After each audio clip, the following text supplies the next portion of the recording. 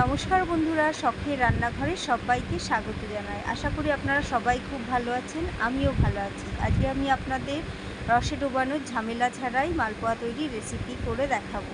এর জন্য আমি 2 কাপ ময়দা নিয়েছি, ওই কাপেরই 1 কাপ সুজি নিয়েছি, 1 কাপ চিনি নিয়েছি, আর একটু স্বাদ মতো লবণ দিয়ে দিলাম। দিয়ে এবার শুকনো উপকরণগুলোকে ভালো করে মিশিয়ে নেব। এবার এর মধ্যে একটু মৌরি দিয়ে দিলাম, দিয়ে ভালো করে মিশিয়ে নেব। এবার আগে থেকে জাল দিয়ে রাখা ঠান্ডা করা দুধ দিয়ে আমি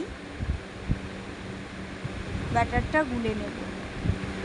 এভাবে অল্প অল্প করে দুধ দিয়ে ব্যাটারটা আমি গুলে নেব। দেখুন, একটা ঘন ব্যাটার আমি গুলে নিয়েছি। এবার এটাকে ঢেকে 20 মিনিট রেস্টে রেখে দেবো। 20 মিনিট পর ঢাকনা খুলে নিয়েছি, ব্যাটারটা আবারও একটু গুলে নেব। নিয়ে এবার আমি কড়াইতে তেল দিয়ে দিয়েছি। তেলটা গরম হলে 1 হাতা করে ব্যাটার আমি এই তেলের মধ্যে দিয়ে দেব। দেখুন মালপোয়াটা কেমন বলের মতো ফুলে উঠেছে।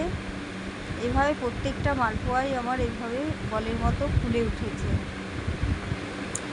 এইভাবে ঠিকঠাক মাপ মতো আপনারাও যদি তৈরি করেন, আপনাদের মালপোয়াও এরকম পারফেক্ট তৈরি হবে। এইভাবে আমি সব মালপোয়াগুলো ভেজে তুলে নেব।